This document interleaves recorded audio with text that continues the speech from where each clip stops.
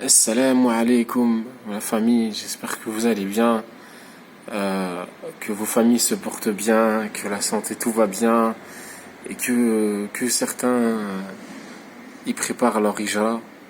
Et je sais que certains ils ont à cœur de préserver leur religion et que certains la préparent. Et moi je suis de tout cœur avec vous.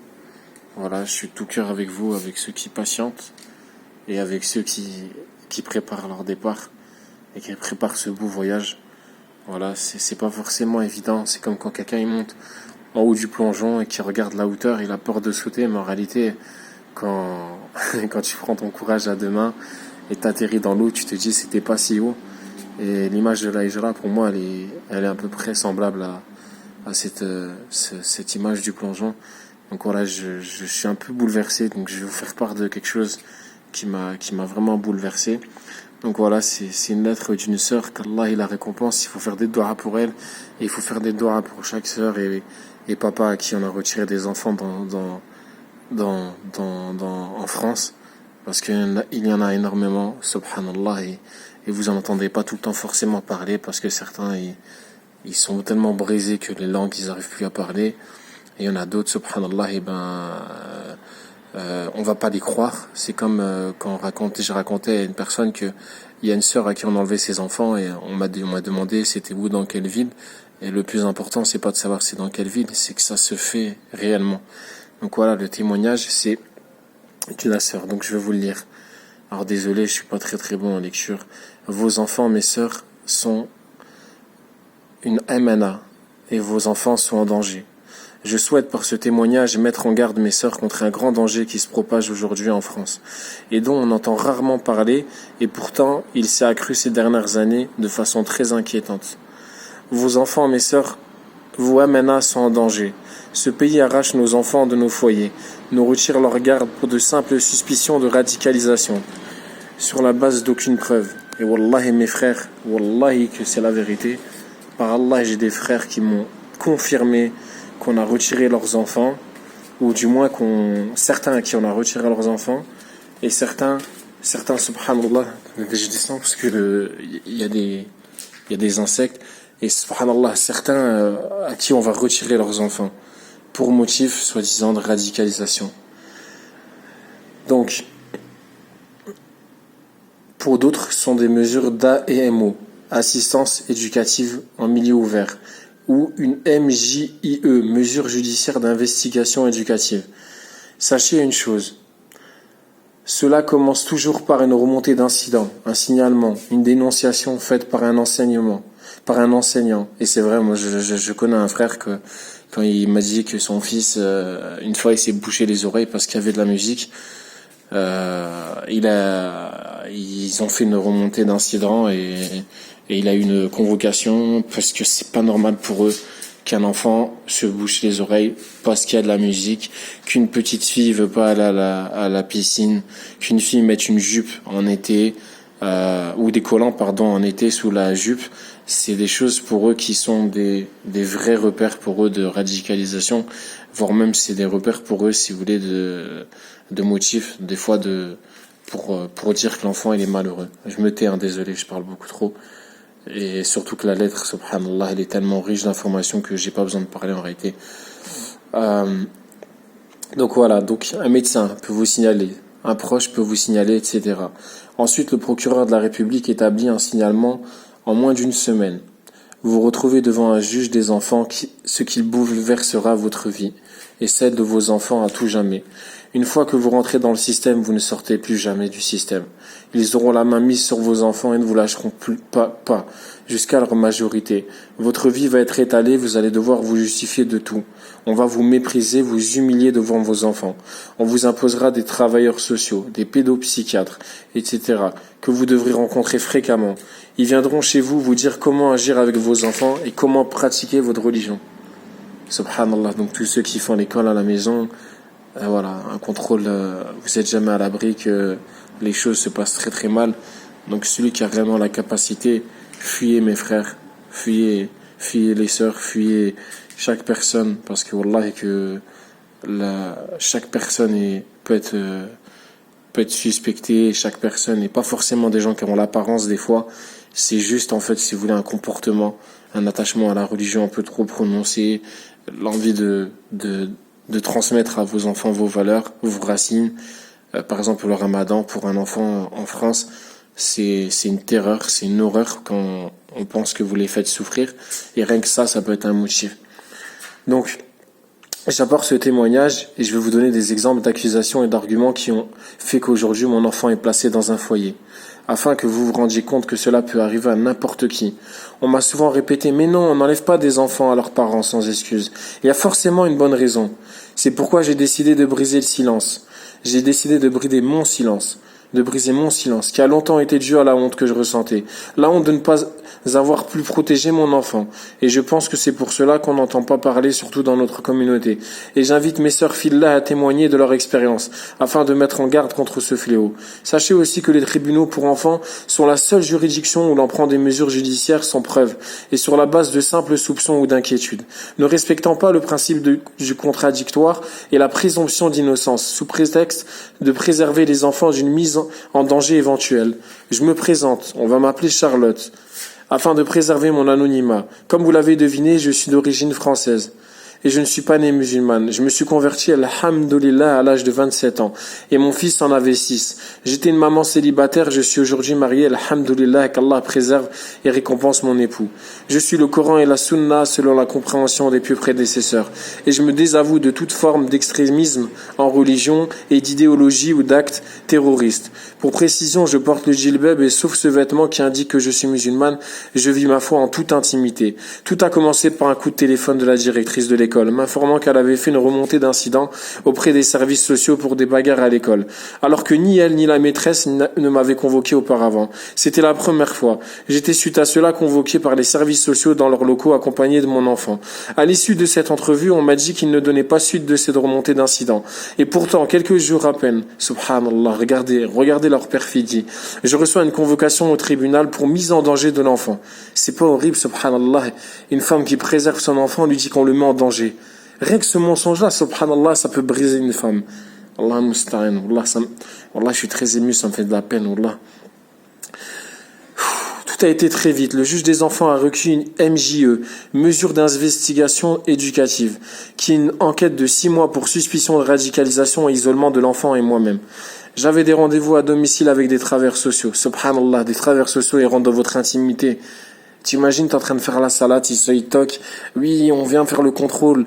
Oui, c'est quoi ce qui se passe? Oui, votre enfant, il est malheureux. Subhanallah, remettre en cause l'éducation d'une mère qui a porté son enfant pendant 9 mois, qui a souffert, subhanallah, qui a subi toutes les difficultés d'élever son enfant. Regardez comment aujourd'hui on la traîne dans la boue. Subhanallah, on dirait elle a fait quelque chose de grave. Allah musta'an. Allah musta'an, qu'Allah il nous vienne en aide. Wallah, ça me brise des choses comme ça. Je vais vous raconter dans les moindres détails. J'ai dû leur raconter dans les moindres détails ma vie.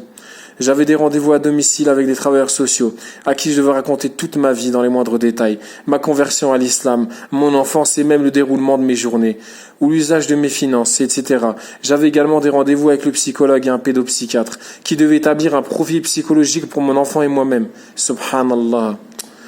Les rendez-vous étaient tellement nombreux que j'en avais chaque semaine avec différents intervenants. Une des éducatrices spécialisées chargée d'enquêter et d'établir un rapport au juge m'a même dit qu'elle savait que je n'étais pas radicalisé mais qu'il ne pouvait pas me lâcher.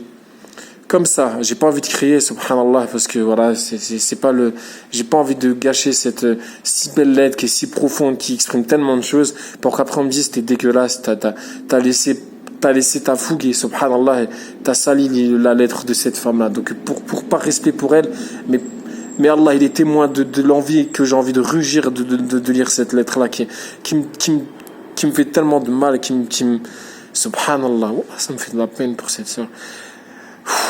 Tout leur rapport était donc à charge contre moi, et c'est habituellement la politique de l'assistante éducative. Ils m'ont accusé d'être isolé et d'isoler mon fils sous le seul motif que je ne l'ai pas laissé participer à un voyage scolaire. Subhanallah, c'est grave. Waouh. Ah ouais, c'est grave. La sœur, elle a pas son fils pour un motif qu'on ne connaît pas. Il n'a pas été à un voyage scolaire. C'est un motif pour qu'on lui fasse tant de mal. Subhanallah. Je vais résumer la suite afin d'éviter certains détails pour préserver mon anonymat. Une interdiction de sortie du territoire a été posée à l'encontre de mon fils et un placement en urgence a été requis, puis un placement dans un foyer pour une durée de 1 an.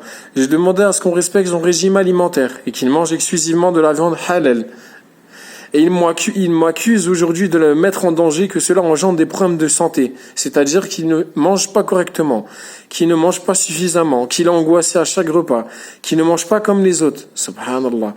Allant même jusqu'à dire que je l'ai fait souffrir. Je fais souffrir mon enfant, car je suis intransigeante sur son régime alimentaire. Il refuse que j'apporte de la viande ou même que je la finance. Il prétend également que mon enfant est extrêmement réticent à s'accommoder à des coutumes de la France, car il refuserait de manger avec des couverts.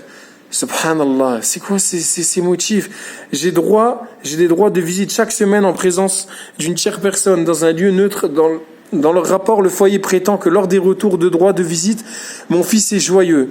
C'est-à-dire que quand son fils ne voit plus sa mère, soi-disant il est joyeux. Regardez ces mensonges. Mon fils est joyeux et excité parce que le discours religieux est omniprésent. Et cela, même si je ne lui parle jamais de religion lors de nos rencontres surveillées, ma seule présence en serait la cause et le bouleverserait. Ils ont refusé sur ces seuls motifs une évolution de mes droits de visite et refusent que je reste seul avec lui. À ce stade, ils vont très certainement renouveler un renouvellement de son placement en foyer qui peut aller de 6 mois à 2 ans. Et Allah est plus savant. Récupérer mon enfant est un combat avec l'aide d'Allah qui fait que commencer. Et le secours est auprès d'Allah. Exactement, ma sœur. Qu'Allah te facilite. Mais je vis chaque jour avec le cœur vide et la douleur de ne plus avoir mon enfant près de moi. Qu'Allah m'accorde une issue favorable. Voilà, mes sœurs, les motifs qui justifient un placement en foyer ou en famille d'accueil. Des suspicions de radicalisation et d'isolement, ce ne sont que des soupçons sur la base d'aucune preuve. Il faut savoir aussi que les services sociaux sont sans aucun scrupule. Ils vous manipulent allant jusqu'à la calomnie. Ce sont eux qui prennent les décisions. Le juge ne vous rendra pas vos enfants sans leurs accords. Et comme un placement d'enfants leur rapporte énormément d'argent, surtout dans la durée, cela n'est pas dans leur intérêt d'être favorable pour que vous les récupériez. Alors je n'ai qu'un seul conseil à vous dire. Fuyez, subhanallah, prenez vos MNA et quittez ce pays avant de ne plus pouvoir en sortir. Accomplissez la hijra et cessez de la retarder. Même sans argent, partez. La condition de la hijra est de posséder qu'une monture et même s'il est conseillé d'avoir quoi que ce soit, subvenir à vos besoins. Alors cessez les dépenses inutiles, économisez et partez au plus vite. Comme si votre vie et celle de vos enfants en dépendaient. Car là, c'est votre religion et la leur qui en dépendent. Et cela a plus de valeur que nos vies et celles de vos enfants. Mon cas n'est pas isolé et ne laissez pas Shaitan vous faire croire que cela ne vous atteindra pas. Même en faisant l'instruction en famille, vous n'êtes pas à l'abri car les services sociaux passent à domicile tous les 2 ans. Cela touche même des familles musulmanes non pratiquantes, des sœurs non voilées et les convertis sont malheureusement les premiers à être stigmatisés car leur changement de religion perturberait leurs enfants. Oui, il y a des droits en France comme la liberté de culte ou de changer de religion, d'inculquer une religion à ses enfants. Mais ces droits vous seront reprochés sous prétexte que vos enfants en sont perturbés. Voilà mes sœurs, partagez au maximum ce message afin de mettre en garde et d'éveiller les consciences. Qu'Allah préserve notre religion et la religion de notre famille et nos enfants. Qu'Allah nous facilite à accomplir la hijra avec sincérité et nous préserve des troubles de ce pays. Et oui mes frères, c'est la pure vérité, subhanallah. J'ai des frères qui m'ont témoigné, qui ont avoué que voilà, eux aussi, ils ont des enquêtes judiciaires pour des motifs complètement mensongers. Moi, où j'étais à la mosquée avec un cas de la protection de l'enfance et ces personnes-là, Allah musta'an, leur seul objectif, en fait, c'est pas comme un policier de mettre des amendes, c'est en fait, à la moindre occasion, c'est de mettre leur nez dans une famille et de voir ce qui va et ce qui va pas. Il suffit que l'enfant, il a fait un cauchemar, quand la famille est musulmane, on va dire de lui que peut-être c'est parce qu'on lui parle trop de religion, ou on va inventer qu'on le fait prier la nuit. Comme c'est un jour il y a un message qui a tourné, c'était des parents subhanallah qui demandaient des doigts parce qu'on leur retirait leurs 3 enfants. Motif, un enfant à qui on a incité à lire le Coran et l'autre, la fille, je crois Allah alam, peut-être je sais pas quel âge elle a, je vais pas raconter si je sais pas exactement. On lui a demandé de porter le voile et voilà ce qui a suffi à qu'on retire ses enfants. Et subhanallah, c'est un lourd combat, c'est une épreuve immense. Comment on peut retirer cette progéniture? Donc voilà mes frères, je veux pas gâcher cette lettre-là. Je souhaite de tout mon cœur que cette chaîne-là, elle a pour but je suis très très ému, qu'elle aura pour but pour vous de vous motiver. Désolé pour l'art et la manière, je suis pas parfait et bien au-delà de ça. Je suis même à l'inverse. Je Je suis même, voilà, même très très très très loin d'être un modèle et j'en serai jamais un. Qu'Allah il vous facilite mes frères, qu'Allah il vous permette de faire la hijra et de vous vivre en tranquillité afin d'avoir la tête reposée. Assalamu alaikum wa rahmatullahi wa barakatuh.